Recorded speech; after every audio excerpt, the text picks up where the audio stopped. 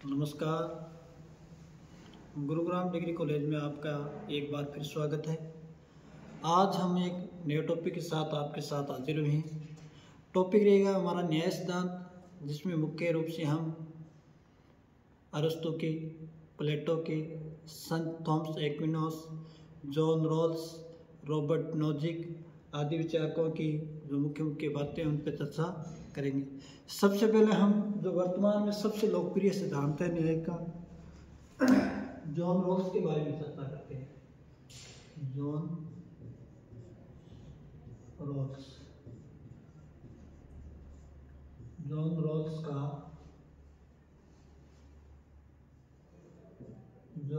का न्याय सिद्धांत।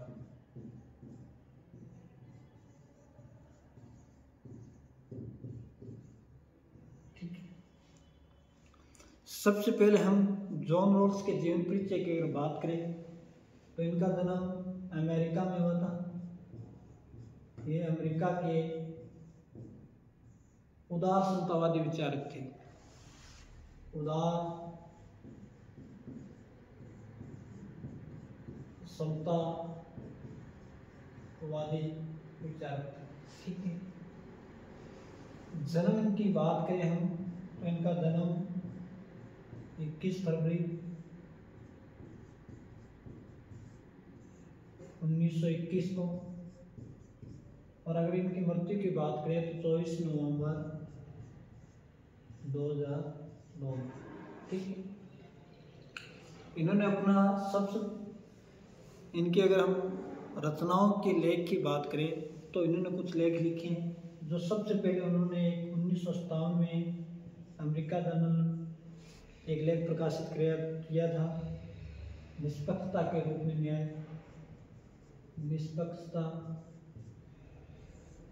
निष्पक्षता के रूप में न्याय। ठीक है। 1957 में आया था और 1971 में उन्होंने एक बुक लिखी थी, ए थ्योरी ऑफ जस्टिस। ठीक है। 1991 में इन्होंने बुक लिखी, पॉलिटिकल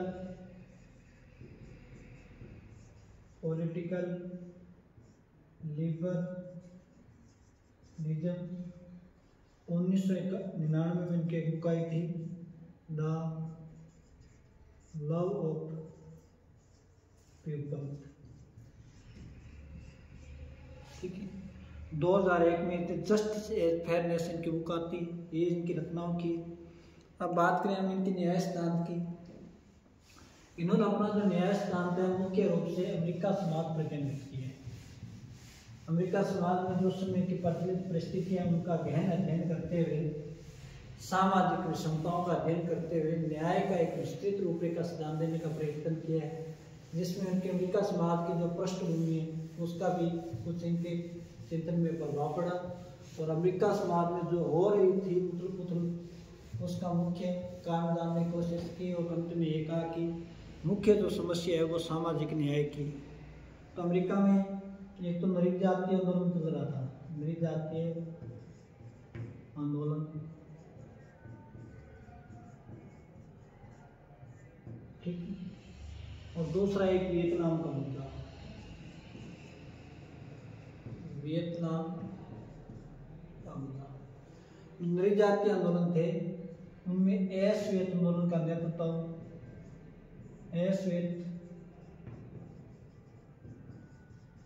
नेतृत्व मार्टिन लूथर किंग कर रहा था। ठीक है। जो श्वेत आंदोलन था वो श्वेत लोगों के समान नागरिक अधिकारों की मांग कर रहा था। ठीक है। वियतनाम का मसला है 1954 में यहाँ बियन फू के युद्ध में वियतनाम की जीत होती है और फ्रांस की हार होती है, हो ची मिन्ह के नेतृत्व में। जैसे ही वियतनाम से फ्रांस की सेना वापसी करती है, फ्रांस की हार होने के बाद अमेरिका समाज जो अमेरिका ने वहाँ वियतनाम में हस्तक्षेप कर दिया घरेलू मामले में। जो वियतनाम में भेजे जाने वाले अधिकांश सैनिक ऐसे आंकड़े प्रकाशित किए थे नोम चोम्स्की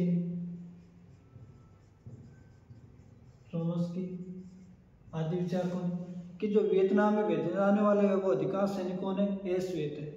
जब अधिकारों की बात आती है तो आगे कौन रहते हैं? श्वेत। जब देश की बात आती है मरने के लिए तैयार कौन रहते हैं? श्वेत। ऐसा तो भेदभाव वातावरण था जो समाज में समान नागरिक को अधिकारों की मांग कर रहे थे। जब चलते उन्होंने अपना एक न्याय का सामाजिक समझौता सिद्धांत देते हैं। ठीक है,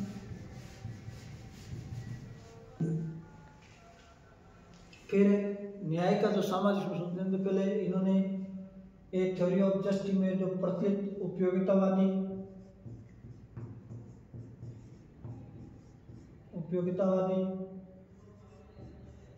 और अंतप्रज्ञावादी दोनों का आलोचना करता है अपने न्याय सिद्धांत में। अंतप्रज्ञावादी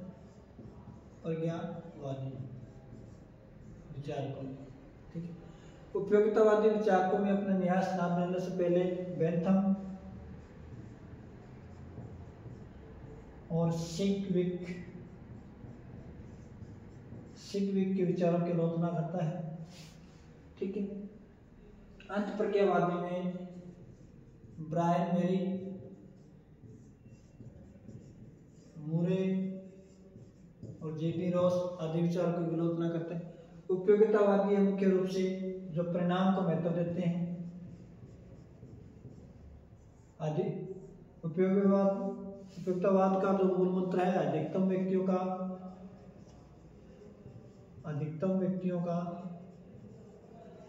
अधिकतम सुख, जो परिणाम को महत्व देता है। ठीक है, ये प्रक्रिया और परिणाम दोनों को महत्वपूर्ण देता है, जिसका अधिकतम व्यक्तियों का अधिकतम सुख, ये किसको? व्यक्ति को महत्व देते हैं, न कि समाज को।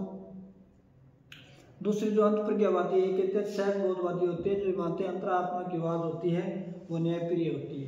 अगर अंतरात्मा की न्यायप्रिय है तो प्रत्येक व्यक्ति के कानून की आवश्यकता नहीं होती, व्यक्ति सहयोग से रह सकते हैं। इनकी आलोचना करने के बाद उन्होंने न्याय के कुछ कंसेप्ट दिए। नंबर 1 कि न्याय सामाजिक व्यवस्थाओं का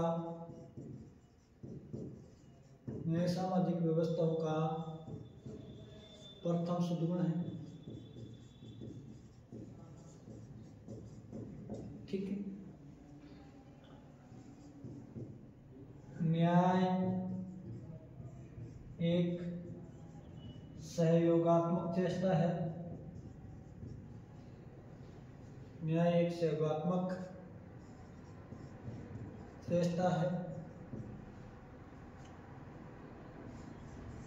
न्याय एक मानक है और न्याय क्षतिपूर्ति का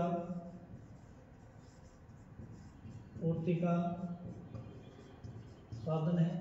ठीक, जॉन रॉल्स की बात करें तो ये कहते हैं न्याय है जो सामाजिक व्यवस्थाओं का प्रथम सद्गुण है, या सामाजिक संस्थाओं का प्रथम सद्गुण है न्याय। ठीक है, न्याय एक सहयोगात्मक चेष्टा है, यानी एक ऐसा समाज जिसमें प्रत्येक व्यक्ति एक दूसरे का सहयोग करेगा तो वो समाज कैसा होगा? न्यायप्रिय होगा। न्याय एक मानक है जो स्वतंत्रता, समानता आदि को मापने के लिए निर्धारित है। ठीक है, न्याय एक क्षतिपूर्ति का साधन है। फिर अपने न्याय सिद्धांत देने से पहले जो सामाजिक समझौता विचारक है उनसे ये प्रभावित होता है। जॉन रॉल्स का न्याय सिद्धांत मुख्य कांटवादी कहा जाता है, क्योंकि कांट ने यह बात कही है कि प्रत्येक व्यक्ति अपने आप में एक साध्य है और दूसरे की हित के लिए उसकी बलि नहीं दी जा सकती है, दूसरे के हित के लिए वो साधन नहीं हो सकता है। इस पर मुख्य रूप से प्रभाव की बात करें तो जॉन लॉक का सामाजिक समझौता सिद्धांत, रूसो की सामान्य इच्छा और कांट की नैतिक इच्छा। ठीक है, मुख्य रूप से कांट से प्रभावित है, जो कांट कहता है कि प्रत्येक व्यक्ति में एक गरिमा होती है, रूसो की सामान्य इच्छा से, और जॉन लॉक का जो सामाजिक समझौते की पूर्व स्थिति है उसके ये चिंतन में प्रभावित है। फिर अपने सामाजिक समझौते सिद्धांत समझ को शब्दावली लेता है। एक को लेता है मूल स्थिति।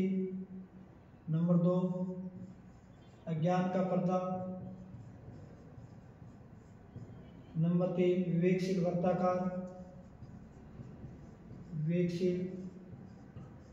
वार्ताकार, और नंबर 4 प्राथमिक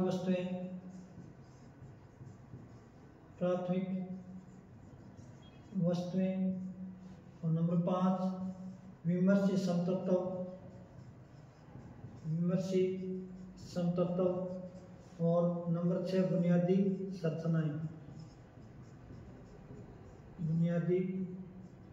संरचना। ठीक है। मूल स्थिति वो होती है जो समझौते से पूर्व की स्थिति यानी प्राकृतिक स्थिति, जिसमें व्यक्ति समान है, स्वतंत्र है, कोई तेरे मेरे की भावना नहीं है। ठीक है। प्रकृति के द्वारा निर्धारित योग्यता को पूरा करते हुए प्रत्येक व्यक्ति अपनी आवश्यकताओं की पूर्ति सहज तरीके से कर लेता है, तेरे मेरे किसी तरह की भावना इक्वल है। अज्ञान का पर्दा इसलिए देता है कि जब न्याय के नियम बनाए जाएंगे तो प्रत्येक व्यक्ति को ये ज्ञान करवाया जाएगी कि वो अपनी एक मानव है और उसके पास कुछ नहीं, वो अपने रंग का, बुद्धि का, विशिष्ट योग्यताओं का किसी तरह का कोई ज्ञान नहीं रखता है। विवेकशील वार्ताकार इकट्ठे होकर नियम बनाएंगे। ठीक है। जो समझौताकार है प्राथमिक वस्तुओं में 2 भागों में बांटता है, एक तो प्राकृतिक, एक सामाजिक। प्राकृतिक जो वस्तु है उसके साथ किसी तरह का कोई परिवर्तन संभव नहीं है, जो प्रकृति द्वारा ही निर्धारित है, जैसे रूप, सौंदर्य, ठीक है, मानसिक योग्यताएं आदि। सामाजिक जो प्राथमिक वस्तु है समाज द्वारा निर्धारित है, उनमें कुछ परिवर्तन किया जा सकता है, जिसमें अधिकार है, स्वतंत्रता है, संपत्ति है, धन है और अवसर है और प्रतिष्ठा है। विमर्शी समतत्वता मतलब जो न्याय के नियम बनने के बाद उनमें समय में परिवर्तन करेगी। बुनियादी संरचना जो इनको लागू करती है। ठीक है। आगे कुछ न्याय के रूप बताए हैं। ठीक है। न्याय के विभिन्न रूप, एक तो होता है पूर्ण प्रक्रियात्मक न्याय, पूर्ण प्रक्रियात्मक न्याय। ठीक है। दूसरा अपूर्ण प्रक्रियात्मक न्याय, और तीसरा शुद्ध प्रक्रियात्मक न्याय, शुद्ध प्रक्रियात्मक न्याय। ठीक है। पूर्ण प्रक्रियात्मक न्याय का समर्थन उपयोगितावादी विचारधारा करते हैं, जब प्रक्रिया और परिणाम दोनों महत्वपूर्ण होते हैं और प्रक्रिया और परिणाम सभी के लिए समान रूप से लागू होते हैं, प्रत्येक व्यक्ति के लिए खुले हैं, प्रत्येक व्यक्ति योग्यता के द्वारा अपने निर्धारित स्थान पर पहुंच सकते हैं। अपूर्ण का जो प्रक्रियात्मक न्याय, इसमें प्रक्रिया पर ध्यान नहीं दिया जाता है, सिर्फ परिणाम पर ध्यान दिया जाता है, जैसे साम्यवादी व्यवस्था है। रॉल्स अपने न्याय को शुद्ध प्रक्रियात्मक बताता है, विवेचनात्मक न्याय के रूप में परिभाषित करता है, जिसका मुख्य उद्देश्य है कि जो न्यूनतम स्थिति वाले लोग हैं उनको अधिकतम लाभ मिले। ठीक है। रॉल्स अपने न्याय सिद्धांत को शुद्ध प्रक्रियात्मक कहता है। फिर जॉन रॉल्स न्याय के 2 सिद्धांत बताता है, एक तो समान स्वतंत्रता का सिद्धांत, समान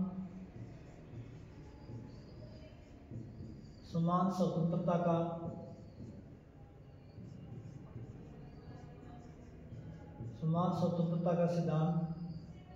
ठीक है। और दूसरा नियम न्याय का बताता है सामाजिक आर्थिक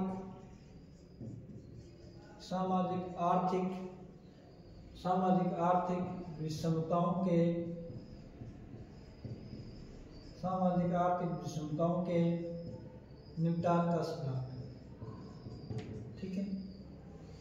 समान स्वतंत्रता की अगर बात करें तो इसमें 2 तरह के अधिकार आते हैं, मुख्य रूप से कौन कौन से? एक तो राजनीतिक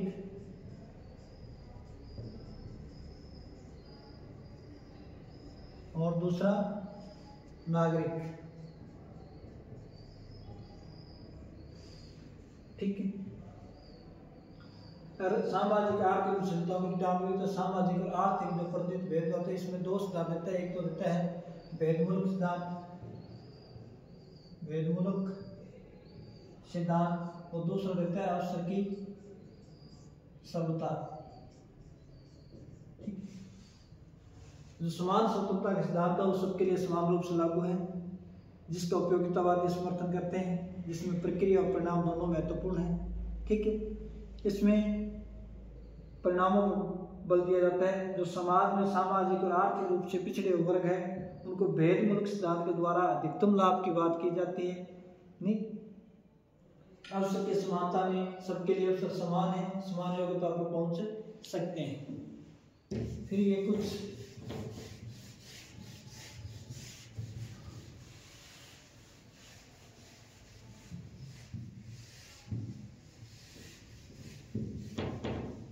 अगर न्याय के बारे में अगर अरस्तु की बात करें, अरस्तु कहते हैं न्याय मानवीय संबंधों का नियमन है। न्याय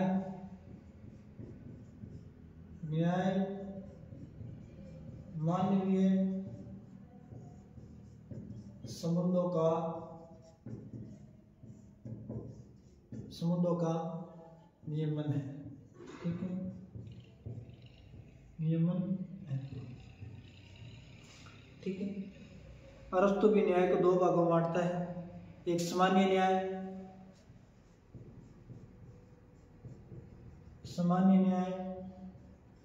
और विशेष न्याय।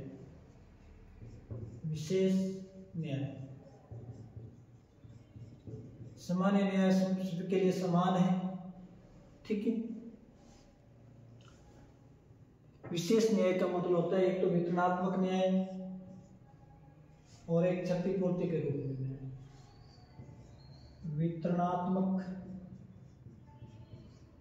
वितरणात्मक न्याय और दूसरा है क्षतिपूर्ति के रूप में न्याय। क्षतिपूर्ति के न्याय, वितरणात्मक न्याय का मतलब होता है जो राज्य द्वारा पद प्रतिष्ठा है वो सबके लिए समान रूप से लागू होगी। ठीक है, ये मुख्य रूप वितरणात्मक न्याय है जो विधायिका का विचार क्षेत्र है, विधायिका का। ठीक है, इसका जो वितरण का सूत्र होगा वो रेखागणित होगा। ठीक है, और न्याय के क्षेत्र में अनुपातिक समानता की बात करता है अरस्तु। अनुपातिक समानता मतलब होता है जो जितना योग्य है उसको उसी को अकॉर्डिंग पद और प्रतिष्ठा प्राप्त की जाए। वितरणात्मक न्याय का ये मतलब नहीं है एक जैसे सबके साथ एक जैसा समान व्यवहार किया जाए। इसमें यह भी बात कहता है कि समानों के साथ समान और असमानों के साथ असमान व्यवहार किया जाए।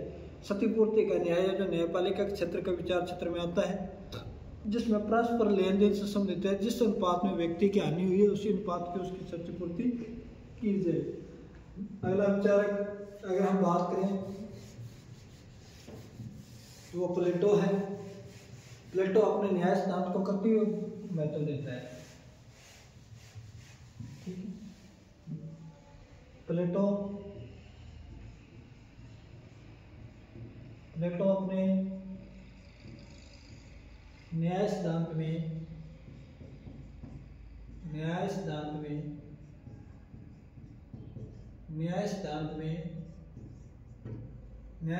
में कर्तव्यों को महत्व देता है।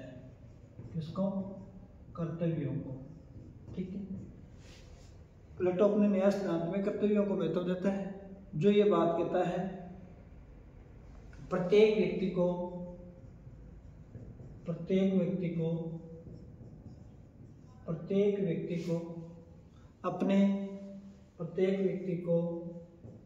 अपने निर्धारित कर्तव्यों का पालन करना चाहिए। प्लेटो भी न्याय को दो भागों में बांटता है, एक सामाजिक न्याय, एक व्यक्तिगत न्याय। ठीक है, व्यक्तिगत न्याय का इसमें कि प्रत्येक व्यक्ति की आत्मा में 3 विशेष गुण होते हैं, जिसमें विवेक, साहस, ठीक है, और तृष्णा।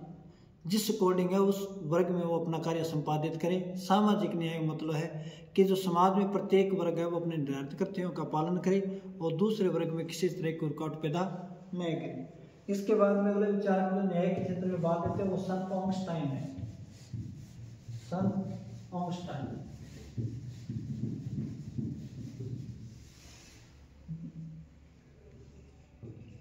सन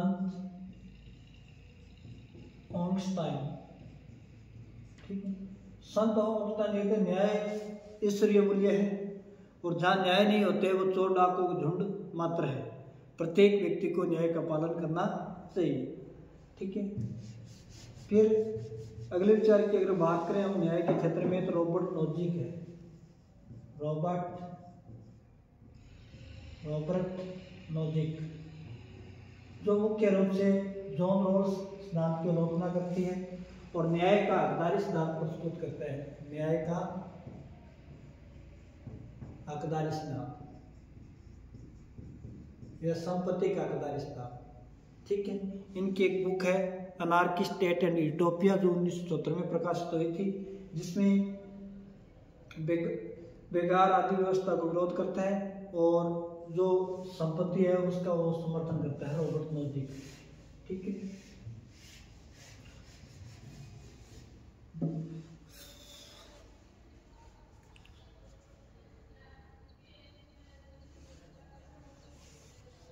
ठीक है, तो इसमें हमने जॉन रॉल्स के बारे में, अरस्तु के बारे में और प्लेटो के न्याय सिद्धांत और रॉबर्ट नोजिक की कुछ चर्चा की है। जॉन रॉल्स का न्याय प्रक्रियात्मक और वितरणात्मक दोनों तरह का है। इसमें प्रक्रिया को महत्व दिया जाता है और वितरण को महत्व दिया जाता है।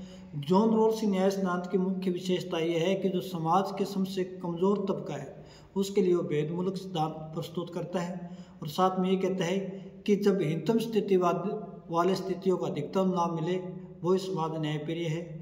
न्याय को समाज की प्रथम सद्गुण के रूप में स्वीकार करता है। प्लेटो न्याय को समाज का अंतिम सर्वोच्च गुण के रूप में स्वीकार करता है, ठीक है। और अगर अनुपातिक न्याय की बात करें, जिसमें जिस व्यक्ति की जितनी योग्यता है उसके अनुसार न्याय मिलना चाहिए, उसमें अरस्तु का नाम आता है। और न्याय का हकदारी सिद्धांत की अगर बात करें, जिसमें एक व्यक्ति अपनी हक के अनुसार उसमें कर सकता है, इसमें रॉबर्ट नोजिक है, जिसने अनार्की एंड यूटोपिया पुस्तक लिखी थी। यानी वो कहता है कि जो व्यक्ति अगर स्वेच्छा से कुछ देना चाहे उतना, जिससे उसे कोई लेना चाहिए, तो एक व्यक्ति राज्य के द्वारा उस परीक्षित तरह को प्रतिबंध नहीं लगाया जा सकता है, ठीक है। धन्यवाद। जय हिंद, जय भारत।